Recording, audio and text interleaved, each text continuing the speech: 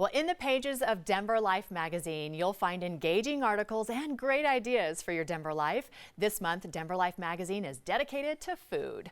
Learn how to make the most of the season's bounty, from fruit gayettes to comforting corn soups and so much more. This edition is one to savor. And we're very glad to have Howard Dosky from ultra cool restaurant and speakeasy Giovannina's, along with Denver Life's Jamie Freud. Thank you both for being here today in the Cocoa Kitchen. Thanks, Jackie. You're welcome. We've got some really exciting stuff to show you today, but let's talk about Giovannina's restaurant. I haven't been there yet. Well, you should join us soon. I would love to join you. Giovannina's Broken Italian is a fantastic new restaurant. We are located at 15th and Blake Street downtown.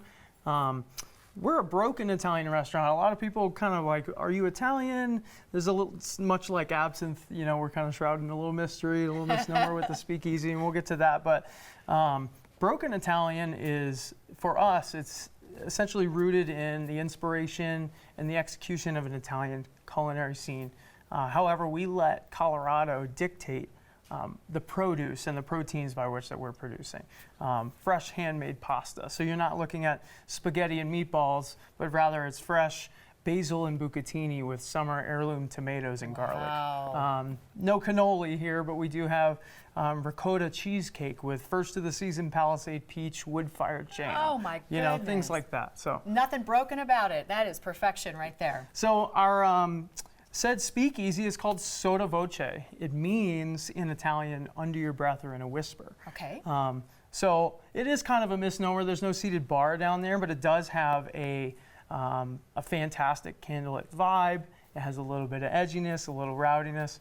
It even has a slice of the Prohibition tunneling system that was conceived under the streets of Denver, downtown, to kind of smuggle booze around. So who knows what all was going on down there. There's some secrets down there. So, you know, with all of that in mind, and our bar cart, essentially the bar will come to you at your table, do tableside cocktails as well as absinthe, which is actually done on the table, which is super cool. I think arguably Sotto Voce is the most authentic Prohibition lounge in Denver. I think that sounds amazing, and I love the inspiration behind the new speakeasy and the restaurant in general. All right, you've mentioned the absinthe. Let's talk about the history of that and really why that's important and this machine or contraption that you brought today. Yeah, absinthe is not as scary or unapproachable as people think it is. It's a spirit just like vodka or gin or whiskey. It's just made a little bit differently. Okay. It starts with grain alcohol. I'll get this one going, but it's essentially an anise. So it has the licorice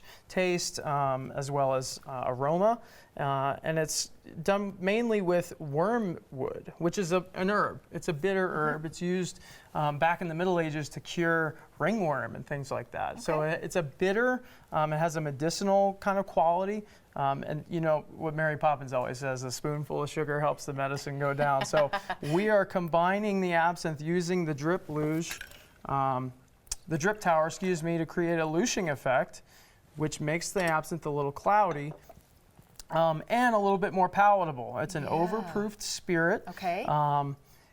And essentially what we're doing is creating a cocktail using the sugar, the absinthe spoon, and the water to help that express itself. So it's fascinating. There's a few different styles. This one that I have currently is a red absinthe. This is produced stateside in Nashville, which is pretty cool. And it's colored using hibiscus flower. Wow, lots of flavors going on here. You had me at Sugar Cube, by the way. While you're doing a little bit more of this demo, I want to talk to Jamie about what else we can see in this issue of Denver's Life. August is our food issue, so we explore some of Colorado's fresh produce on the western slope. Okay. We talk about Olathe sweet corn, and the new owners of Potager Restaurant, Paul and Eileen Worthen, actually share a 4-course meal based on corn, from entree to corn ice cream. No kidding. So the I had a recipes, feeling you were going to say that. Yeah, so the recipes are all in the issue.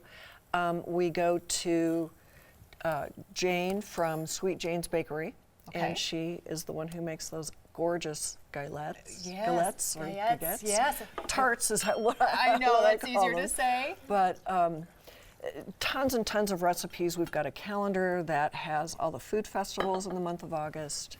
So pick up your copy. Okay, and you'll have some really fun ideas on how to get active and enjoy Colorado outdoors, isn't that right?